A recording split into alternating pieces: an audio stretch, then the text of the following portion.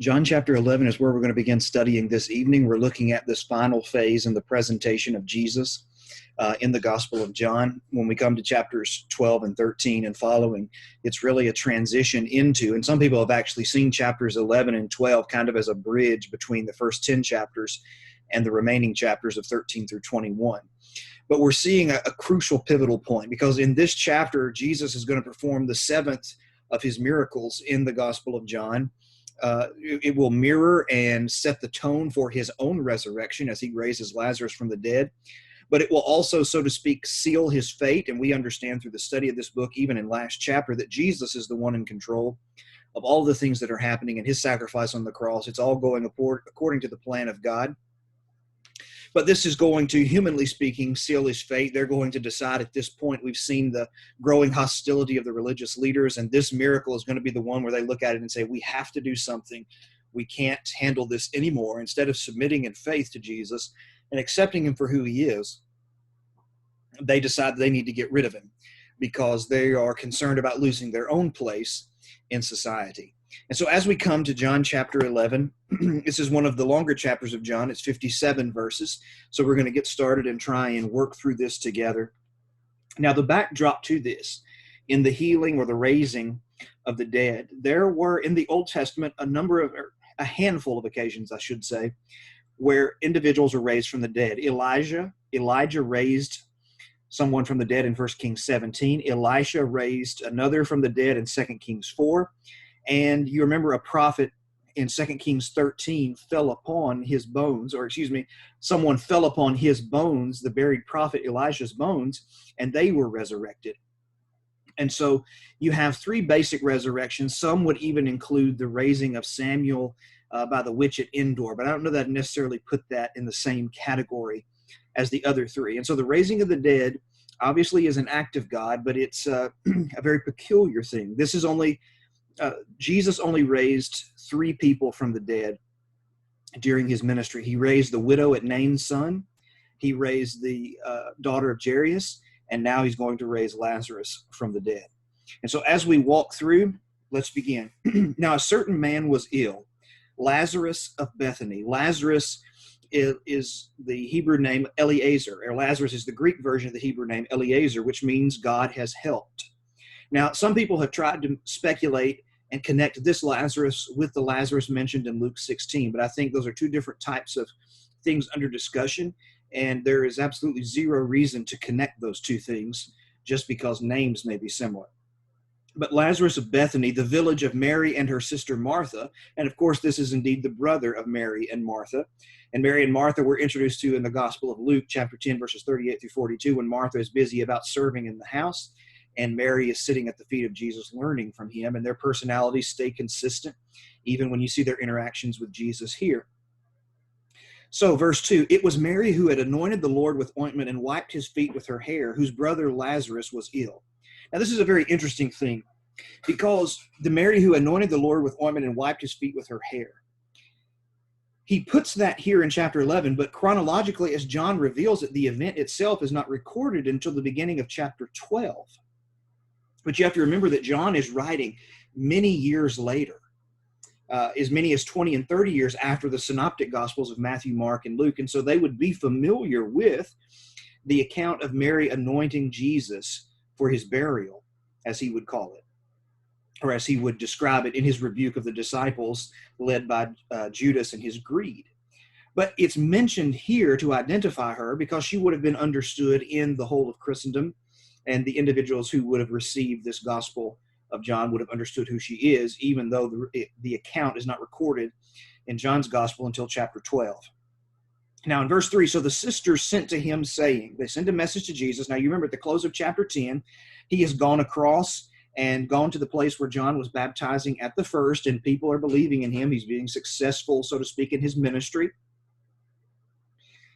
And so they sent to him saying, Lord, he whom you love is ill. Notice the relationship that exists between Jesus and this family, very close. Anyone familiar with the gospel accounts will understand that they always had a good and loving relationship. And so they send the fact that he is ill. How he is sick or with what is ailing him, we do not know. just that he is sick and they can sense that he is dying and he was not going to survive. But when Jesus heard it, he said, "The illness does not lead to death. It is for the glory of God, so that the Son of God may be glorified through it." This is very similar to what he said in chapter 9 when the disciples asked him who sinned, this man or his parents, that he was born blind. And Jesus said, it's not anyone who sinned, but that the glory of God might be displayed in him. And that's what Jesus is saying here. He's not, when he says the illness does not lead to death, he knows obviously Lazarus is going to die in the technical sense, but he's not going to stay dead because he knows that his intention is to go there and to raise him from the dead to manifest the glory of God. And that's the point that he's getting across. It's not going to be a permanent state of death. He's going to reverse it upon arrival and attest to who he is, bring glory to himself, and bring glory to the Father in the process. Verse 5, now Jesus loved Martha and her sister and Lazarus. And so he loves this family. Now notice the way it's placed. Verse 6, so when he heard that Lazarus was ill, he stayed 2 days longer in the place where he was. Now that seems a little bit peculiar. It states that he loved them, so he decided to stay 2 days longer. Instead of running immediately, he decided to wait. Because it is a way for him to it's going to be, as we see in his interactions with the sisters, a way for him to deepen their faith in who he is. And so what John is telling us, his, not inaction, but his delay in coming is not because he does not love them, not because he doesn't love Lazarus and Mary and Martha, but because he has something bigger planned, and thus his delay. Verse 7, then after this, he said to the disciples, let us go to Judea again. And the disciples said to him, Rabbi, the Jews were just now seeking to stone you, and you're going there again? Talking about the events of chapter 10 and verse 31 at the Feast of Dedication. So if you look at it from their eyes, they're trying to kill you. Bethany is very close to Jerusalem. It's only about 2 miles away. And you want to go back into that vicinity? And by the way, we're having good success here where we are. People are receiving you and welcoming you openly. Jesus answered, are there not 12 hours in a day? And if anyone walks in the day, he does not stumble because he sees the light of this world. Now, in their calculations of time, they divided the days into 2 halves. You had the 12 daylight hours and the 12 nighttime hours. Now, obviously, that could change with seasons, but it was a general rule of understanding. That's how they divided the day. So he says, well, they're not 12 hours in the day. If anyone walks in the day, he does not stumble because he sees the light of the world. So you go outside, the sun is shining, you got the daylight, you're not as apt to stumble. But if anyone walks in the night, he stumbles because the light is not in him. You're more prone to fall in the darkness. And so what he's saying is, I'm in the light, I have things to do for people. My life, my ministry is still here, and so I have things that I need to do for people. It's very similar to what he would say in chapter 9 and verse 4, I must work the works of him who sent me while it is day, because the night comes when no one can work. And so the light is shining. I'm still this light. It's still the daylight hours, and I still have ministry to perform. Verse 11. After saying these things, he said to them, our friend Lazarus has fallen asleep, but I go to awaken him. Now, sleep is a common metaphor for death in both Old and New Testaments. For an example, in the Kings, when a king dies, it will say a certain individual died and he slept with his fathers. In the New Testament, 1 Thessalonians chapter 4, those who sleep in Jesus or sleep in Christ. Now, as is common in John's gospel, he will make a statement of a spiritual nature, and the individual receiving the statement will misunderstand it and take it literally. You see Nicodemus, you see the Samaritan woman, and so forth. And the disciples do the same thing here. They said, Lord, if he's fallen asleep, he'll recover. They say, well, sure, he'll wake up. I mean, if he goes to sleep, he's going to wake up. Now, Jesus had spoken of his death, but they thought he meant taking rest in sleep. Then Jesus told them plainly, Lazarus has died. And so he has to correct their misunderstanding once again. You're not listening to me. You're not understanding what I'm saying. Lazarus is dead. Verse 15, and for your sake, I am glad I was not there, that you may believe, but let us go to him.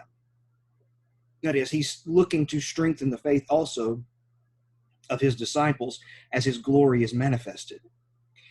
So Thomas, verse 16, the Hebrew version of his name, called twin, or the Greek version of his name, Didymus, said to his fellow disciples, let us also go that we may die with him. A sentiment that will be expressed in just a few months later, or just a few chapters later in John's gospel, as they prepare for the Garden of Gethsemane and things along that line at the Last Supper.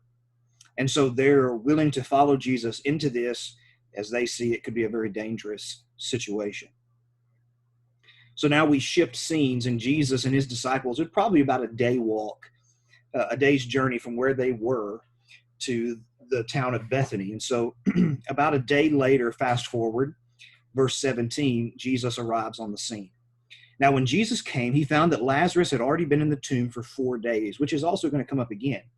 Now, the reason why that's a bit significant, and this helps us understand why Jesus delayed his visit by a couple of days, is because the Jews believe, there's rabbinic literature that gives us the notion that the Jews believe that the soul of an individual who died hovered above its body for 3 days after its death, and wanting to re-enter the body and thus resuscitate and live. But the 4th day, when he went to the 4th day, that's when the full acceptance of the fact that the individual was dead. And so when Jesus is waiting, now remember, it takes a day's journey to get from their house to where Jesus would be. So that's day 1. Jesus waits 2 more days. That's days 2 and 3. And then he goes to him, which takes another day, which is day 4. And so he's been dead for 4 days, assuming obviously that Lazarus probably died as the first day was transpiring, as the messenger was going to tell Jesus of his sickness. And so he's been in the tomb for 4 days. And so that's important because no one can discount the miracle. No one can even try and throw a shadow on the miracle saying, well, he wasn't really dead. His soul was hovering above his body, and so it just came back into him. This wasn't a miracle. But Jesus removes that doubt. Now, Bethany, it says, verse 18, was near Jerusalem, about 2 miles off. That is, it was east of Jerusalem on the road that led to Jericho, that connected Jericho and Jerusalem, about 2 miles off. And many of the Jews had come to Martha and Mary to console them. There would have been roughly 30 days of mourning for the loss of an individual, 7 days of intense mourning. And in this culture, you had professional mourners that had to be hired. You had to have a minimum of 2 flute players and 1 mourning woman. And every indication from Scripture, not just from this text, but also in John chapter 12 and other gospel accounts, that Mary and Martha and Lazarus were extremely wealthy. And so you can imagine there's a large crowd that is gathered to help and to be with this family as they mourn. And so they'd come to console them concerning their brother, which was very important. So verse 20, when Martha heard that Jesus was coming, she went to meet him, but Mary remained seated in the house. This is Martha. This is typical of her. Take the bull by the horn. She gets up and she runs after Jesus, the same way she was busy about serving in Luke chapter 10. And Martha said, verse 21 to Jesus, Lord, if you had been here, my brother would not have died. Now, this is not an accusation against Jesus, accusing him that, why did you take so long? If only you would have. What she's saying is, I wished you would have been here, because I know if you would have been here, you can do something about it, and you would have done something about it. But then watch her faith, verse 22. But even now I know that whatever you ask from God, God will give you. And so she's saying to Jesus, I know you can help us in this situation. I know that you will be with us to walk with us through this. Verse 23, Jesus said to her, your brother will rise again. He makes this generic statement. And then Martha said to him, verse 24, I know that he will rise again in the resurrection on the last day. Now, this is very interesting what Jesus does here, because he says he's going to rise again. And she says, like faithful Jews would have been, especially Pharisees, Acts 23 and verse 8, who embraced the resurrection as opposed to Sadducees who did not. And of course, it's found in the Old Testament, Daniel 12 and verse 2 being one of the most vivid discussions of the resurrection. She says, I know he's going to be resurrected on the last day, just like everybody is. Something that Jesus has already taught that he himself will do in John 5, 28 and 29.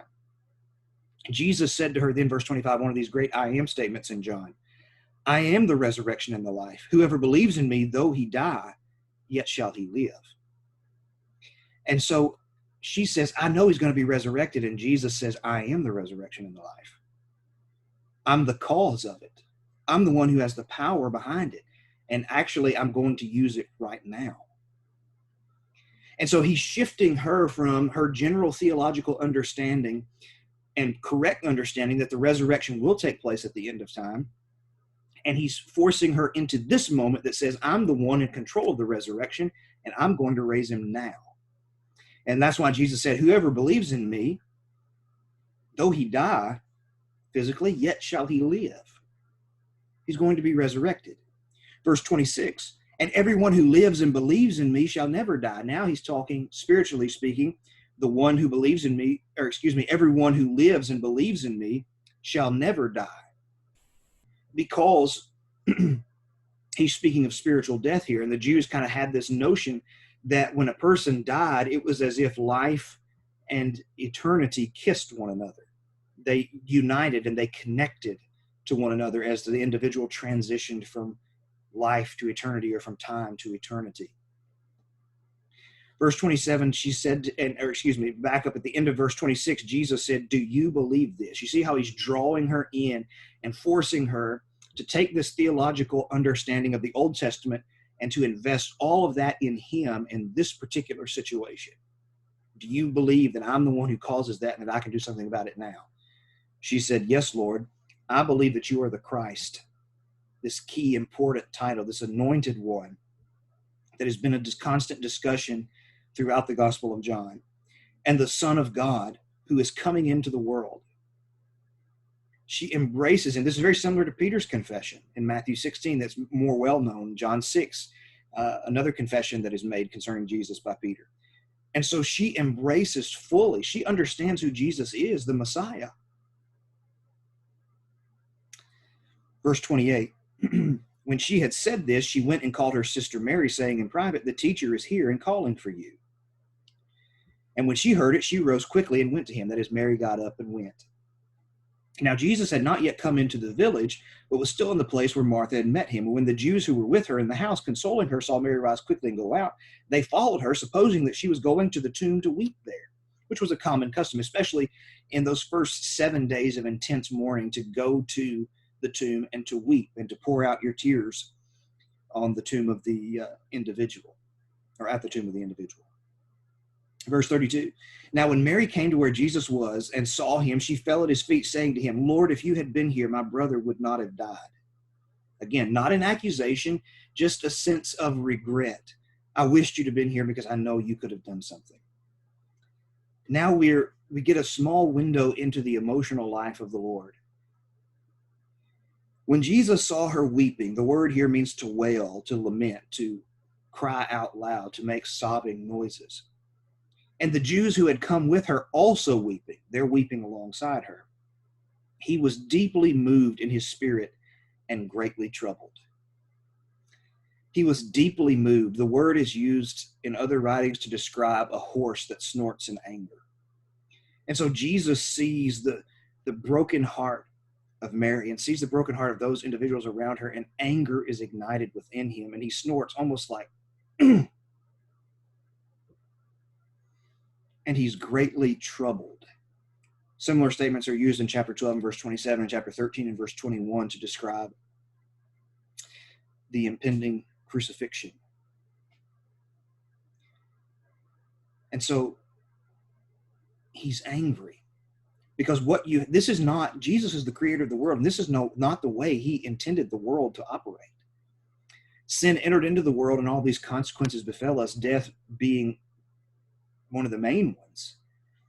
And so he sees the hurt of the people around him. He sees how his creation has been marred by sin, and he's angered by the entire situation, everything about the situation. So he says to them, "Where have you laid him?" They said to him, "Lord, come and see." And then you have these words, which unfortunately are usually only known because it's supposedly the shortest verse in the Bible. It's the shortest verse in the English Bible, not in the Greek Bible. Jesus wept. And this is a different word. This is silently. He doesn't make all the noises. He just bursts into tears. Tears begin to stream down his face as he's going because of the overwhelming emotion. And to understand just how important this is the word apathy is what described the Greek gods and many of the other gods at that time. They did not have feelings or emotions for their people. And here Jesus is weeping silently. He's truly a man of sorrows. He's taking in the whole situation. He's seeing hurt. He's seeing that this is not what I created the world to be, and I'm here to reverse it. But he's overwhelmed by that sense. So the Jews said, "See how he loved him." They saw Jesus and saw the relationship. But some said, "Could not he who opened the eyes of the blind man also have kept this man from dying?" Talking about the opening eyes of the blind man in John chapter 9. And so you see a division in the crowd. Some people say, "Look, you can tell how much he loved him." Other people say, "Well, Couldn't he have done something about this?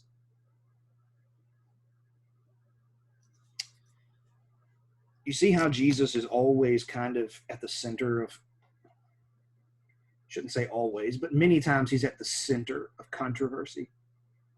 That his words and his actions sometimes are correctly interpreted and many other times misinterpreted.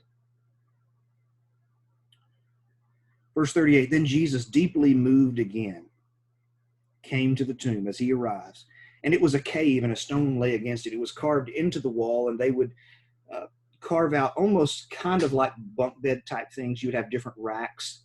And so they would take the bodies and they would lay them on those shelves or those racks in family tombs.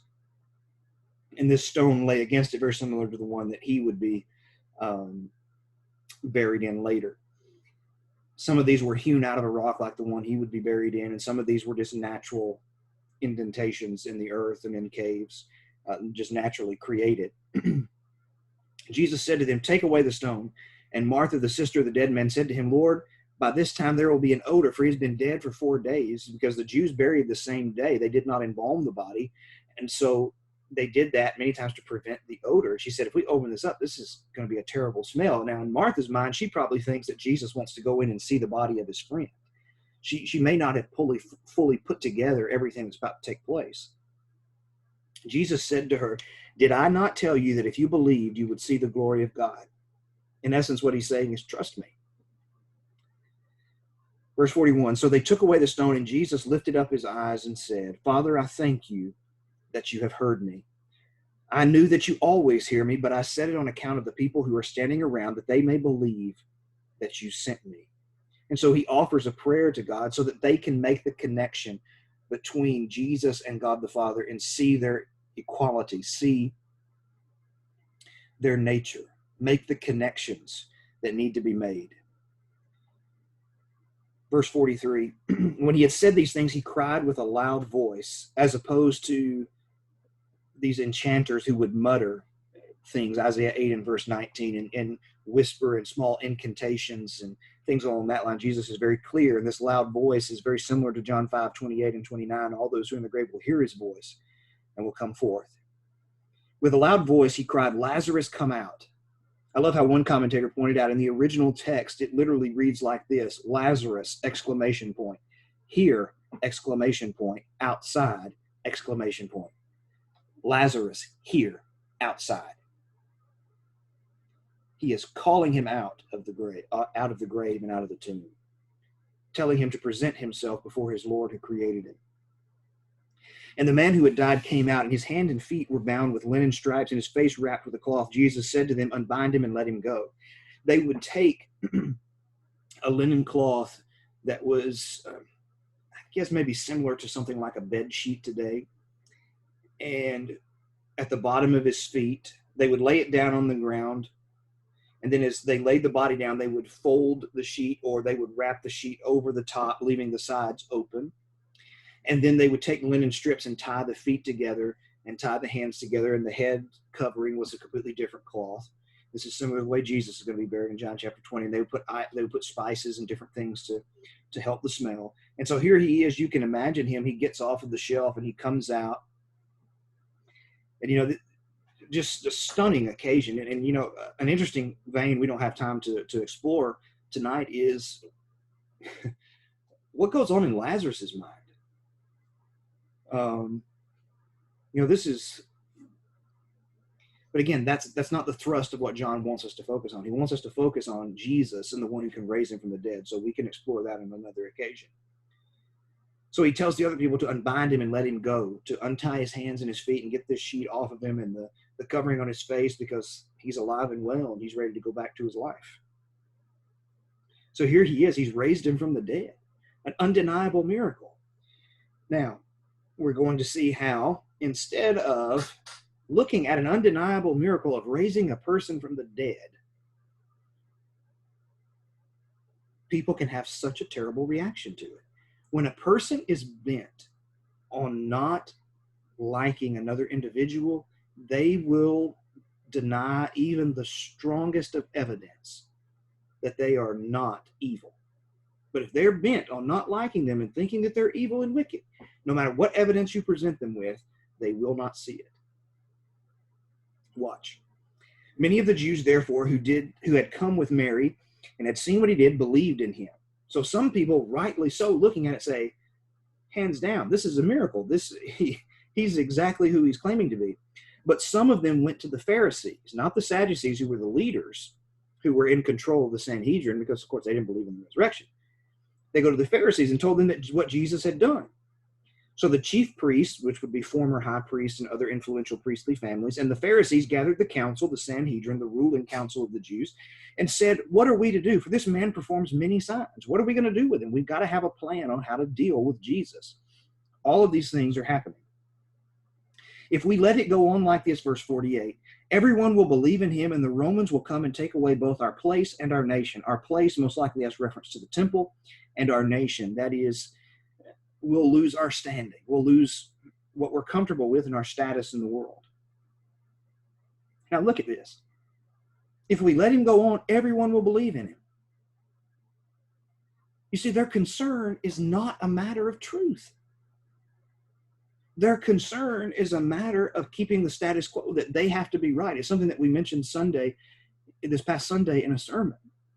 And that is immaturity, and even in this case, sinful, prideful arrogance is only concerned with being right. I'm right, I'm right, I'm right, and that's the end of it. And we'll do whatever it takes to justify, and we'll make whatever argument needs to be made to prove that I'm right. Humility that honors God says, I'm concerned with what is right.